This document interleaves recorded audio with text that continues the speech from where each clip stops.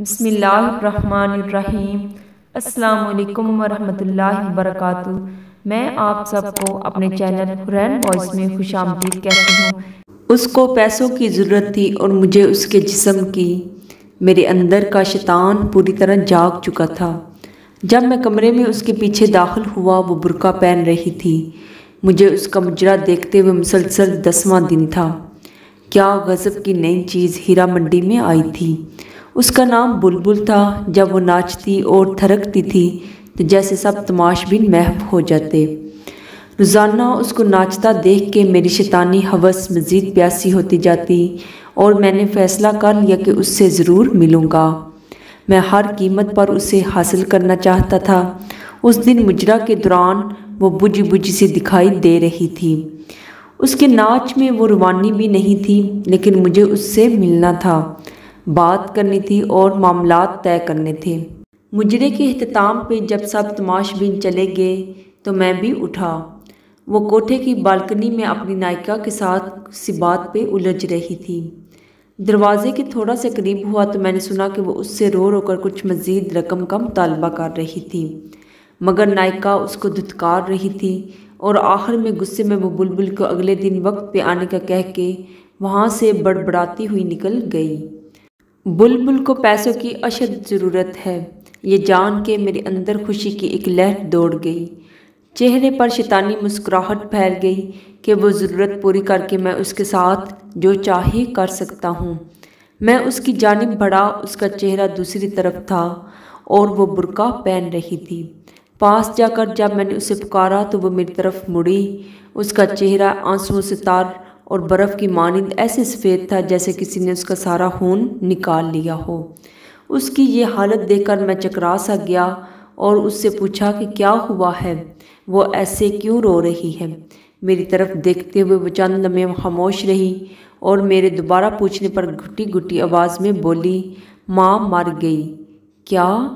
جب مجھے اس کی سمجھ نہیں ہے تو وہ بے اختیار روتے ہوئے دوبارہ بولی کہ آج میری ماں مر گئی۔ اس جواب سے جیسے میرے منہ کو تالا لگ گیا۔ میری شیطانی ہوس جس کو پورا کرنے کے لیے میں اس کی جانب آیا تھا، مجھ سے میلوں دور بھاگ گئی۔ تو تم یہاں کیا کر رہی ہو؟ میں نے غصے اور حیرت سے اس سے پوچھا۔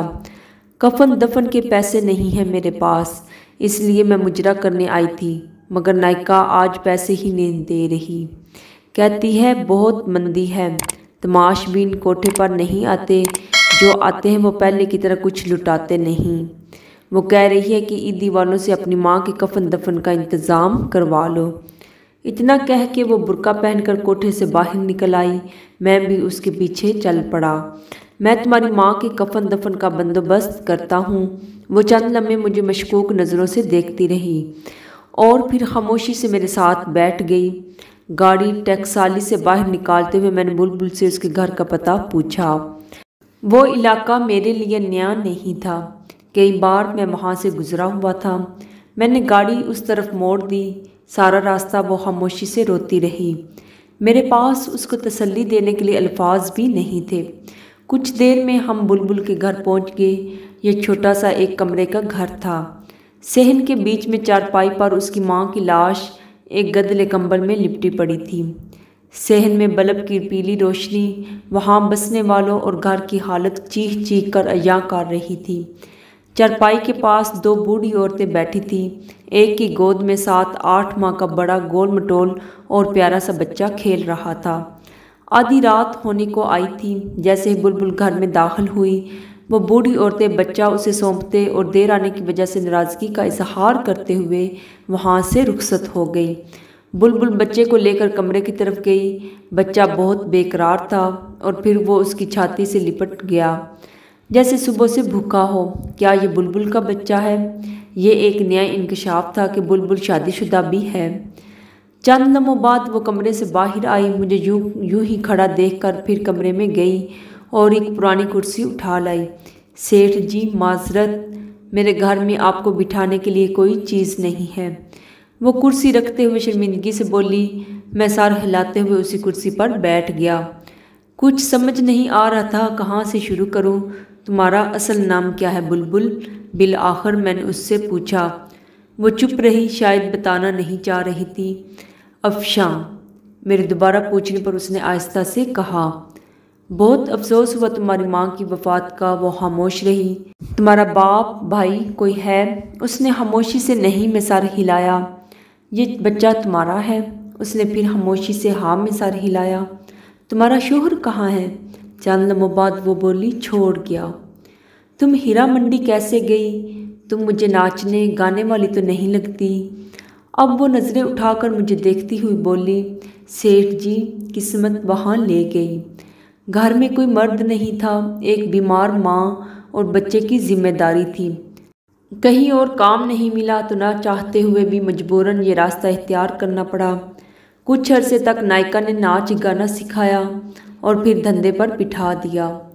وہ مجھے مجرا کرنے کے روزانہ 200 روپے دیتی ہیں اور ساتھ میں تماش بینوں کا بچا کچا کھانا جو گھر میں لا کے میں اپنی ماں کو کھلاتی ہوں اور خود بھی کھاتی ہوں۔ برقعے میں آتی جاتی ہوں جس سے محلے میں کسی کو پتہ نہیں چلتا اور ایک بھرم قائم ہے۔ سیٹھ جی ایسی کتنی بے سہارا گمنام لڑکیاں معاشی حالات کے ہاتھوں مجبور ہو کر ان کوٹھوں پر ناچنے پر مجبور ہیں۔ آپ لوگوں کو کیا پتہ وہ کتنی مجبور ہو کر یہ قدم اٹھاتی ہیں۔ کوئی لڑکی اپنی خوشی سے یوں سب کے سامنے اپنا جسم، اپنی عزت نیلام نہیں کرتی۔ جو لڑکیاں ایک بار اس دلدل میں گر پڑتی ہیں پھر وہ دھنستی ہی چلی جاتی ہیں اور پھر اس میں ہمیشہ کے لیے ڈوب جاتی ہیں۔ یہ سب کچھ بتاتے ہوئے افشاں کے لہجے میں بے بسی اور بے چارگی تھی، جیسے وہ کسی ناکردہ گناہوں کی سزا کاٹ رہی ہو۔ میں کچھ دیر اس کے چہرے کو دیکھتا رہا، پھر پرس سے چند نوٹ نکالے اور اس کے ہاتھ میں تھماتے ہوئے بولا، کل اپنی ماں کی تدفین کروا لینا اور بچے کے لیے کچھ خوراک اور گھر کے لیے راشن پانی لے لینا۔ وہ اتنے سارے نوٹ ایک ساتھ دے کر حیران ہو گئی۔ کیا ہوا؟ میں نے اس کو یوں چپ دیکھتے ہوئے پوچھا۔ سیٹھ جی مجھے ان روپیوں کے بدلے کیا کرنا ہوگا؟ وہ ڈرتے ڈرتے پوچھ رہی تھی۔ شاید یہ سوچ رہی تھی کہ ان نوٹوں کے بدلے سیٹھ پتہ نہیں کب تک اس کا جسم نوچے گا، کب تک اس کو سیٹھ کی رکھیل بن کر رہنا پڑے گا۔ اس کی بات سن کر مجھے اپنے آپ سے اتنی نفرت ہوئی کہ میں خواہش کرنے لگا کہ زمین پھٹ جائے اور میں اس میں سما جاؤں۔ مجھے احساس ہوا کہ میں ذلت اور اپنے کردار کی پستی کی آخری حد کو چھو رہا تھا۔ میں اس بے حس معاشرے میں ایک تنہا اور بے سہارا لڑکی کی مدد کر رہا تھا، مگر وہ اس کو بھی ایک ڈیل کے طور پر سمجھ رہی تھی۔ شاید جہاں سے میں اٹھ کر آیا تھا وہاں پر جانے والے لوگوں سے بغیر کسی وجہ کے مدد کی توقع نہیں کی جاتی۔ میں نے لرزتی آواز میں جواب دیا، تمہیں کچھ نہیں کرنا پڑے گا اور تم اب کوٹھے پر مجرا کرنے نہیں جاؤ گی، اپنے گھر میں رہو گی۔ ہر مہینے تمہیں منی آرڈر مل جایا کرے گا۔ تم نے کرنا بس یہ ہے کہ یہ جو بچہ تمہاری گود میں ہے اس کی طبیعت ایسے کرو کہ یہ ایک دن بڑا ہو کر تمہارا سہارا بن سکے۔ یہ جو رقم میں بھجواؤں گا یہ تم پر قرض ہے، اور جب تمہارا بیٹا جوان ہو جائے گا، ایک قابل انسان بن جائے گا تو تم مجھے واپس کر دینا۔ افشاں حیران پریشان کھڑی مجھے دیکھ رہی تھی، اس انسان کو جس کے سامنے ابھی وہ ناچ کر آئی تھی۔ وہ اس سے ایسی باتیں کر رہا تھا، پھر وہ بے آواز رو پڑی۔ مجھ سے وہاں رکا نہیں گیا۔ میں نے افشاں کے گھر کا پتہ لیا اور اس کو اپنا کیا وعدہ یاد دلا کر وہاں سے رخصت ہو گیا۔ سارے راستے میں یہی سوچتا رہا، مجھے تم سے کچھ نہیں چاہیے، مجھے تم سے کچھ نہیں چاہیے افشاں۔ جو تم نے مجھے دیا ہے میں اس کا احسان ساری عمر نہیں اتار پاؤں گا۔ تم نے مجھ میں دفن اس انسانیت کو جگا دیا جو میں دولت اور شیطانی ہوس کے نیچے دبا کر مار چکا تھا۔ تم نے مجھے پھر سے انسان بنایا ہے افشاں۔ اس واقعے کے بعد میں ان تمام برے کاموں سے توبہ کر کے اس کی بارگاہ میں گناہوں کا بوجھ لیے حاضر ہوا۔ ہر روز اس کے سامنے اپنے گناہوں کا اعتراف کرتا، اس سے معافی کی درخواست کرتا۔ میں باقاعدگی سے ہر ماہ افشاں کو منی آرڈر بھجواتا رہا۔ کئی دفعہ دل کیا میں اس مسیحا کو مل کر آؤں جس کی وجہ سے مجھے ان تمام گناہوں اور بدکاریوں سے نجات ملی، مگر ہر دفعہ ایک شرمندگی آڑے آتی رہی کہ کبھی میں اپنی شیطانی ہوس کے لیے اس کا پیاسا تھا اور پھر وقت گزرتا چلا گیا، دن مہینوں میں بدلنے لگے اور مہینے سالوں میں تبدیل ہوتے گئے، مگر میں افشاں کو بھولا نہیں تھا۔ وہ بھی میری طرح بوڑھی ہو گئی ہوگی اور اس کا بیٹا بھی جوان ہو گیا ہوگا۔ پتہ نہیں کسی قابل بنا ہوگا، اپنی ماں کا سہارا بنا ہوگا کہ نہیں۔ میرے بچے جوان ہو گئے تھے، زندگی اتار چڑھاؤ کے ساتھ مسلسل چل رہی تھی۔ ایک شام چھٹی کے دن جب میں اپنے گھر میں موجود تھا تو ملازم نے آ کر مجھے بتایا کہ ایک عورت اور اس کے ساتھ ایک جوان لڑکا آپ سے ملنے آئے ہیں۔ کون ہیں؟ معلوم نہیں صاحب، پہلی بار ان کو دیکھا ہے، ملازم نے مؤدبانہ لہجے میں جواب دیا۔ اچھا، انہیں ڈرائنگ روم میں بٹھاؤ، میں آ رہا ہوں۔ کون ہو سکتا ہے؟ یہی سوچتے ہوئے میں ڈرائنگ روم کی طرف بڑھا۔ ایک عورت پرنور چہرے کے ساتھ سفید بڑی چادر میں خود کو چھپائے ہوئے ہاتھ میں ایک پرانی سی ڈائری لیے کھڑی تھی، اور اس کے ساتھ اچھے کپڑوں میں ملبوس ایک بڑا ہینڈسم نوجوان کھڑا تھا۔ اس لڑکے کو میں جانتا تھا، وہ ہمارے علاقے کا نیا ڈی ایس پی احمد تھا۔ سلام سیٹھ جی، میں افشاں ہوں، اور یہ میرا بیٹا احمد۔ جو ہی اس نے افشاں کا نام لیا، میرے ذہن میں اس کا ماضی کا چہرہ گھوم گیا، اور پھر مجھے پہچاننے میں دیر نہیں لگی کہ وہ افشاں تھی۔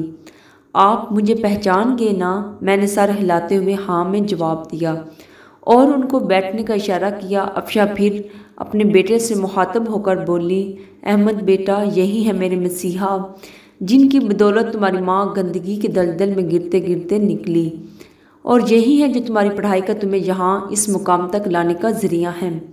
میں ان کو جانتا ہوں امی جان، ان کا شمار علاقے کے معزز ترین افراد میں ہوتا ہے، مگر میں یہ نہیں جانتا تھا کہ مجھے اس مقام پر لانے میں ان کا کردار سب سے اہم ہے۔ سیٹھ صاحب، جس طرح آپ ہم بے سہارا اور بے کس لوگوں کی زندگی میں مسیحا بن کر آئے، اس کا احسان ہم کبھی نہیں بھولیں گے۔ احمد بڑی مشکور نظروں سے دیکھتا ہوا بڑی عاجزی سے بول رہا تھا۔ ایسے کہہ کر آپ لوگ مجھے شرمندہ مت کریں، میں نے افشاں کی طرف دیکھتے ہوئے کہا۔ آج اس کو پکارتے ہوئے بے اختیار میرے منہ سے افشاں بہن نکل گیا۔ میں خود حیران تھا، مگر یہ سچ تھا۔ افشاں صوفے سے اٹھی اور آگے بڑھ کر پرانی سی ڈائری مجھے تھماتے ہوئے کہنے لگی، سیٹھ جی، اس میں وہ تمام حساب درج ہے، میری ماں کی تدفین سے لے کر آپ کے آخری منی آرڈر تک۔ میں نے ایک ایک پائی کا حساب رکھا، آپ کے دیے پیسوں کو امانت کے طور پر استعمال کیا، اپنے بیٹے کو ایک قابل انسان بنایا۔ آپ نے مجھے 22 سال پہلے کہا تھا کہ یہ قرض ہے، اور یہ تب واپس کرنا جب تمہارا بیٹا ایک قابل انسان بن جائے۔